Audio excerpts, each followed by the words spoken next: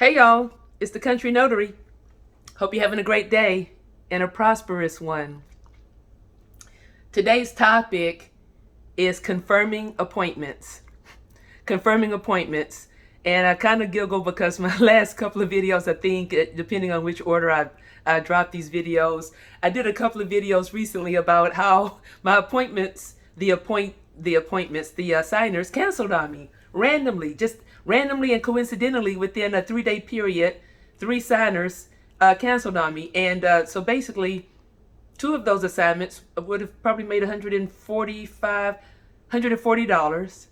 One of the assignments paid anyway, so basically I lost $140, so to speak. Lost, it's never really a loss, but and at one point in my career I would have been a little disappointed about the $140, like most of us would, but at the same time, it's part of the business, and we have to move on. So I've talked about appointments canceling on me, and then it's ironic that I'm doing a video today about confirming appointments, but it all obviously goes together.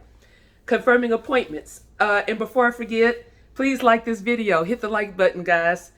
Hit the like button, hit the subscribe button, like my videos, subscribe to my channel. Please get your friends to subscribe. Help the Country Notary. Help the Country Notary get some K's behind her name. Right now, I'm not even in the 100 mark. I see people with 4.1K. I'm like, dang it. Can I get a K? Can I get a 1K? Boy, if I get a 1, if I just get a K, can I get an L? What comes before K? H-I-J-K-L. Okay, H-J. Can I get a J? But have my name. I need some numbers, guys. Anyway. Confirming appointments, and I have some notes here. I'm going to look at my notes occasionally, but at the same time, guys, I have to talk a little bit unscripted, because oftentimes when I'm reading a script, I can't get the message. I can't deliver the message as clearly as I like to. And one of the reasons I mentioned that, I have 3 students that I tutor now, 3 new notaries that I tutor now. One of them is not new, but I tutor them, coach them, so to speak. And those sessions, we get so much more out of those sessions. They get so much more out of those sessions than anyone possibly could by watching a video, because we're actually having a dialogue. They're talking, I'm talking, they're asking questions, I'm asking them questions, and we're building those deficiencies, those areas in their business that they're deficient at, through dialogue. Open communications with a real person, not a robot, not a YouTube screen, a real person. Well, it's on Zoom, but you know, it's still so much more effective. So when I do these videos, I like to pretend that I'm talking to a live person, a live audience. It just helps me deliver the content more effectively. So I try to use a script. I have notes, but if I go off script, it's because I just feel more effective when I pretend I'm talking to a live audience. Please like this video. Okay, so confirming appointments. I'm going to look at my notes a couple of times. Okay, so you'll get, if you're new to this business, or only have you've only done a few signings so far, I'm just going to give you a quick breakdown about how you receive notifications through the process of confirming the appointment. The main idea of this video is confirming appointments, and this is a critical step in a successful signing, because you obviously have to confirm the appointment before you arrive at the location. Okay, and no strategy is too subtle. No strategy is too subtle. No strategy is too big or too small to be mentioned. The more strategies, the more effective strategies you put in your tool belt, in your notary tool belt, your wallet, the more effective of a loan signer you'll be, and hopefully the longer your career is and the more money you'll make. Okay, so confirming appointments. So here's how the process works.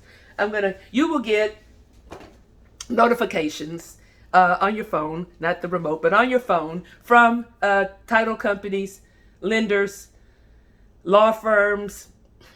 Did I say signing services? Whoever needs notary work. And it's not always just mortgage loans. It's not always refis. It's not always sellers or buyers. It could be, again, a family changing a deed, that maybe 4 or 5 family members are on the deed, and they're either adding a person or taking people off the deed, or taking all their responsibility off the deed. I had a very interesting real estate transaction about a month ago, early June. A man who lives in my town, his son who lives in the Dallas area, sold a property that the family owned together, sold it, flat out sold it. The profit after all closing costs, everything, was over 80 something thousand dollars. And the dad at that point was signing his deed, his name, basically removing himself off the deed, and relinquishing any rights to the property and relinquishing any rights to any of the profits. And so why is this interesting? The different types of transactions you'll see as a loan signing agent, as a mobile notary. The title company had included in the package a letter, basically a letter with instructions. They wanted him to handwrite this letter, sign it, date it, and put it in the file. They gave him like a little sample of what it was supposed to look like. And it literally said, I, and his name, relinquish all rights to the property and any profits from this real estate transaction. Date, signature. Relinquishing any rights to any of the profits of the $86,000+. And during the conversation, I did start a dialogue with the signer at some point.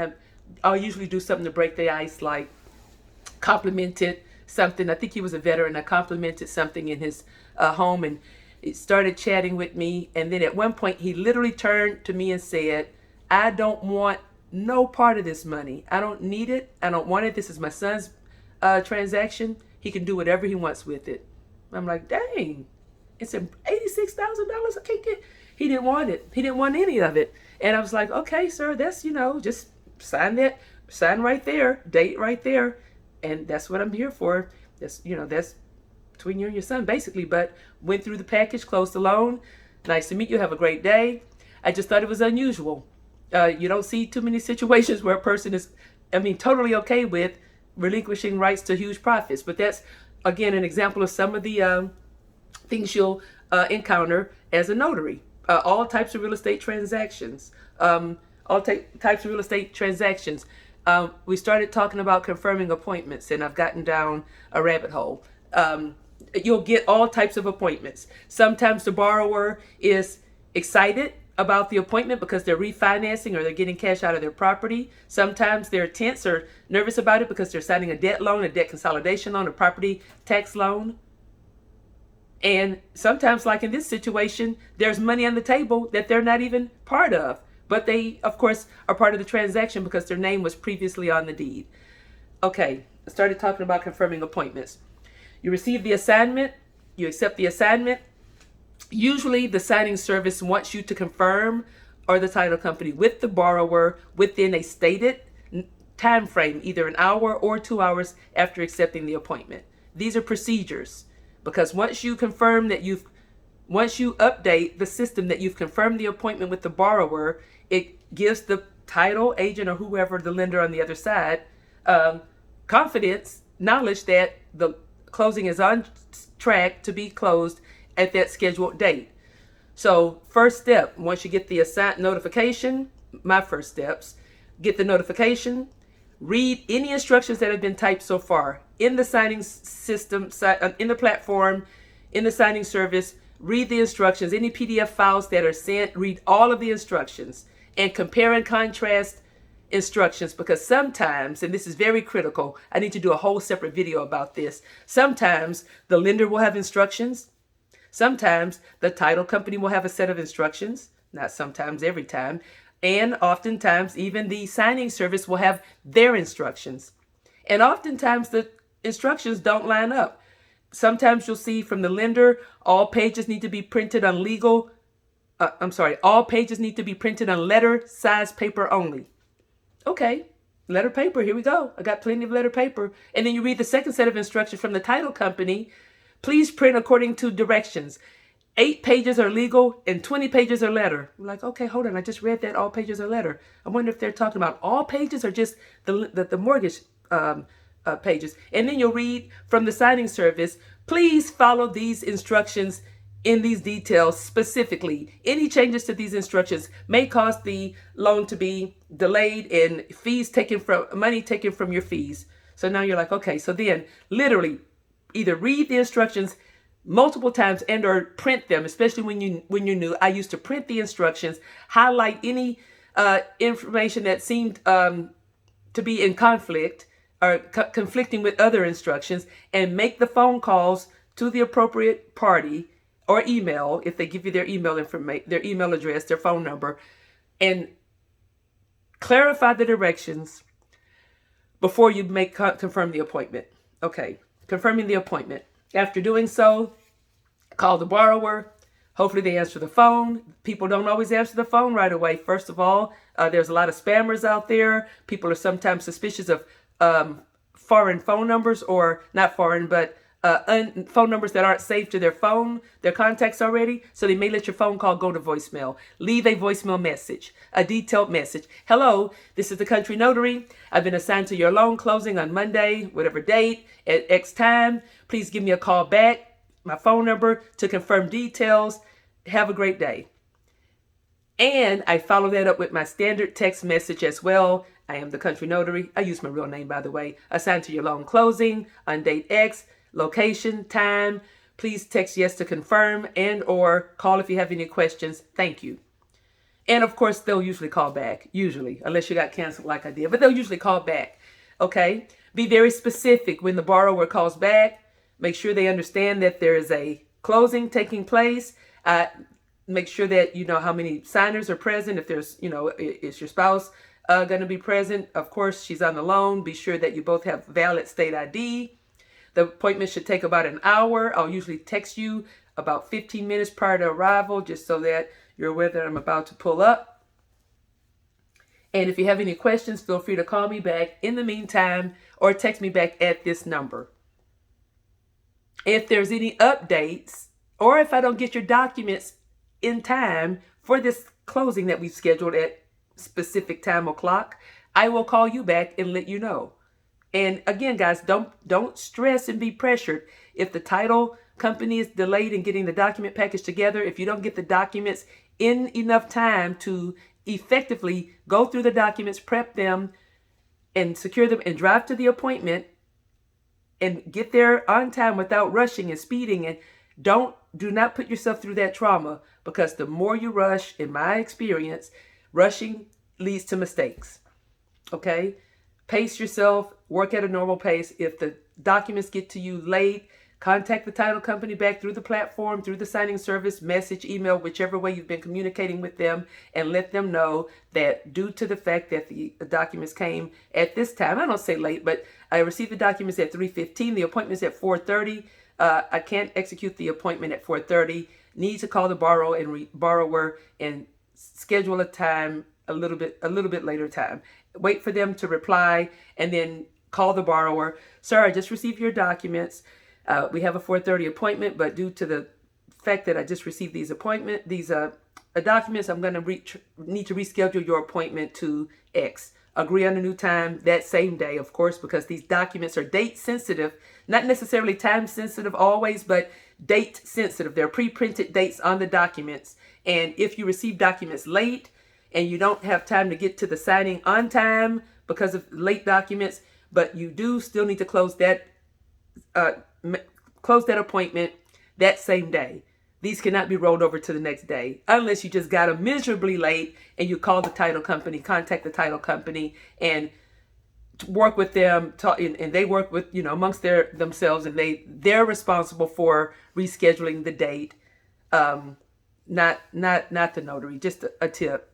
But rescheduling a time that fits your schedule and the borrower's schedule because of late documents is something that does happen on a regular basis, okay? Confirming the appointment. During this appointment, again, one thing I threw in earlier, a little subtle message. I always announce to the signer that the appointment will take, in state of time, either normally about an hour, some of the smaller loans that I close, about 40 minutes.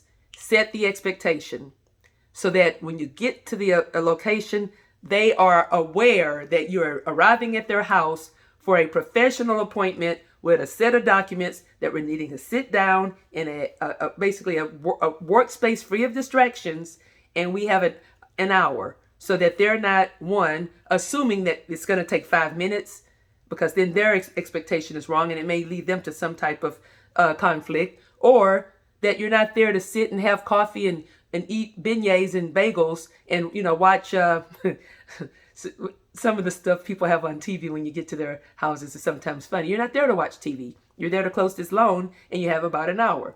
Oddly, I had a signing earlier this week, pulled up in my car, and it's taking me a while. I usually have my phone on the phone holder, put my keys in my bag, whatever. I'm trying to or get my bag, get my sunglasses on or off or whatever. I don't just jump out the car and sprint to the front door. I'm just getting myself. I don't rush, guys. Rushing leads to mistakes, but that's not even the point. Getting out of the car still takes at least 30 seconds, right?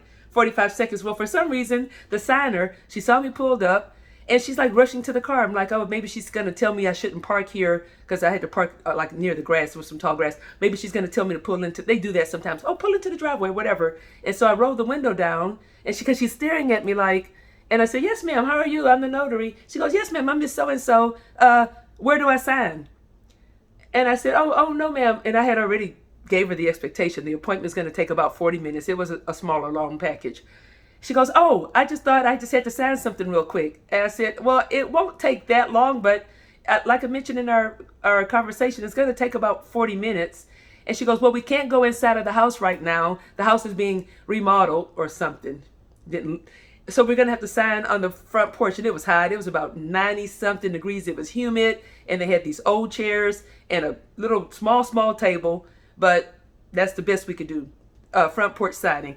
I said, okay, no problem. So again, don't have any expectations, right? You make the appointment, set the expectation of how long the appointment will last so that when you arrive, hopefully the borrower remembers and they've set their home up in a place up for you guys to work so that you can sign these papers. I even normally mention the package. The loan package is about 150 pages, sir, ma'am. We don't have to sign every single page in the package, but there's multiple signatures, multiple places that I have to notarize, so the whole process takes about an hour. Set the expectation. That's what I meant by that.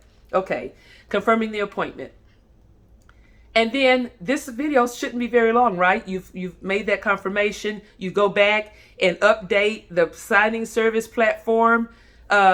Signing confirmed. It usually has a default to the date and time that you confirmed it. It may ask you who you spoke to. Type in the borrower's name, maybe a little comment section, and click confirm. Do that within the time they ask you to do so, usually within an hour or 2 hours of receiving the assignment. So you've read the instructions, you've contacted the borrower, you set the expectation about the assignment, notified them that they have to have valid ID, the length of the appointment, location, date, time. You follow, and then you basically go back into the signing services platform or whoever assigned you emailed you the appointment and confirm that the appointment is set for that date and time and who you spoke to.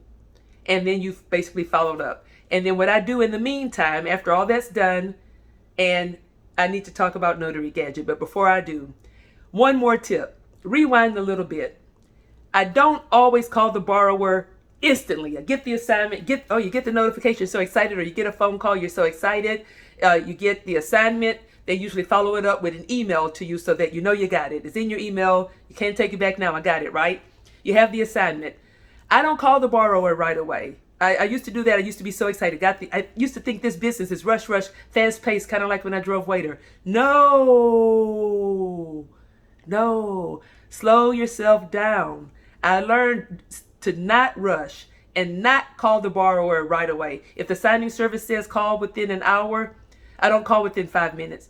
I usually wait, and intentionally. I'm very intentional about what I do in my business. I usually wait at least 30 minutes or more, because what happens regularly, if you call the borrower a short time after you receive the assignment, or just quickly after you receive the assignment, I regularly saw the title company or the lender, or whoever you're working for, make a change to the assignment, a change to the time or the date or the documents or something, and you've already called the borrower, and now you have to call them back and notify them of the change. And I saw that on a repeated basis. So what I started doing is waiting. I wait at least 30 minutes. And this may not be the same for everybody or every signing. Okay, so, but this has worked for me. I usually wait 20 to 30 minutes to make sure that the signing service or the title company or someone, lender, doesn't make a change to the documents, to something that you've already called and confirmed on. Same with printing documents. Don't print them right away, because I've printed documents and surely enough, there's a change. A subtle change, but it could be like a 20-page change that you have to go back and feather through the package. So rushing, just in my experience, rushing never works. Patience has always worked. Rushing has never worked. So take that advice. Update the system that you've confirmed the appointment. The appointment is confirmed. And then at that point, I go into Notary Gadget, and I call it build the calendar. I build the appointment in Notary Gadget. And if you're not on Notary Gadget, guys, Notary Gadget, if I'm not mistaken, offers their first free, your first 15 signings at no charge. And once you hit assignment number, I think signing number 16 or 15, it goes to their fee of whatever they charge. I think $16.99 a month. I can't remember. You have to have an accounting tool. I use Notary Gadget. I can't speak on other accounting tools, because this is the one I use. It has all the features that I need. Booking appointments, keeping up with expenses, invoices, unpaid invoices.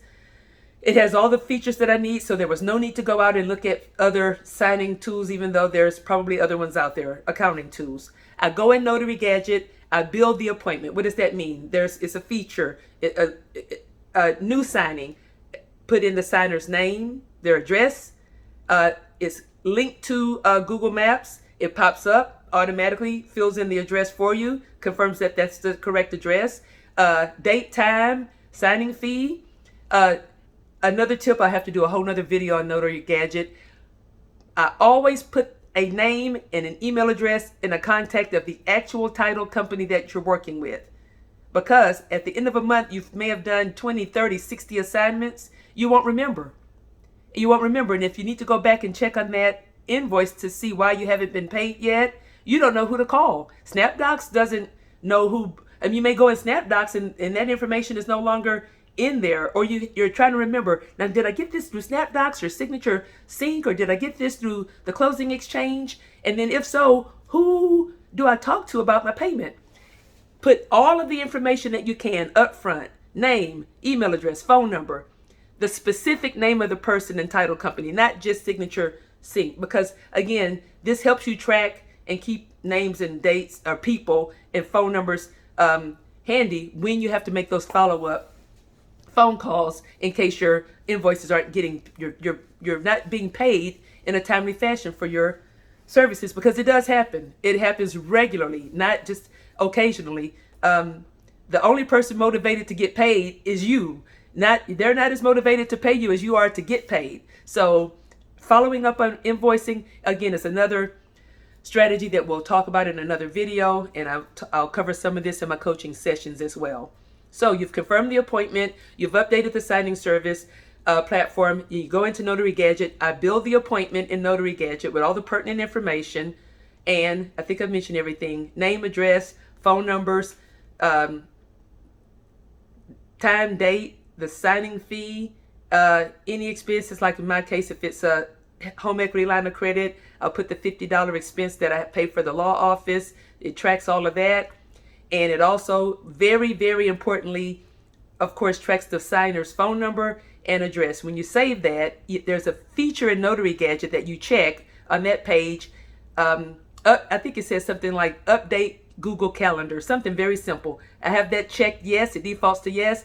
It automatically updates my Google Calendar, so that when it's time for that appointment, or when, like on Sunday evening, I'll look at my schedule for the week. I have 2 signings for the next day. One's in this area, one's down the highway a little bit. The signer's name, phone number, address is automatically filled in from Notary Gadget. I don't have to make that separate entry. The bookkeeping's already started, so then later I get busy during the week. You don't have to worry about going back in and updating Notary Gadget with all your assignments, because you've already built them in there. You build them in the beginning, it updates your calendar, you execute the appointment and do the signing, go back, close the assignment in, let's say it's SnapDocs, closing complete, date and time, docs dropped at FedEx, submit. okay? And then if there's a scan back or just drop it FedEx, and that assignment is done. I talked about confirming the appointment. Now I'm talking about post closings, which is a whole nother. I actually did a video on post closing. You have to go back and look at that. I think that's all I had on this topic, guys. Confirming appointments, again, it's a regular part of the business. Sometimes the appointments will be canceled because the borrowers just don't want to, for whatever reason, close that day or change their mind or whatever. But for the most part, 95+% of the time, you're going to have an appointment. Following certain steps and procedures, take notes, write this down. Text messaging, following up with email, being specific, being concise, making sure that everyone understood the date, time, location, and the fact that they have to have valid ID, not expired ID, including passport, all the different types of valid state IDs that your state allows. Updating Notary Gadget, making sure your calendar is updated, making sure you had a confirmation with the person, and not to get that confirmation too soon before title or whomever changes the instructions, should lead to a smooth, at least start to your signing, okay? Confirming the appointment, the very beginning, the first step to your signing. I think I've covered everything. If I haven't, hey guys, drop me a question in the comments box of this video. I will get back to your questions very soon. It's the Kountry Notary, and I will be dropping another video, guys. I have a lot of content this week. I'll be dropping another video real soon. I hope y'all have a prosperous week.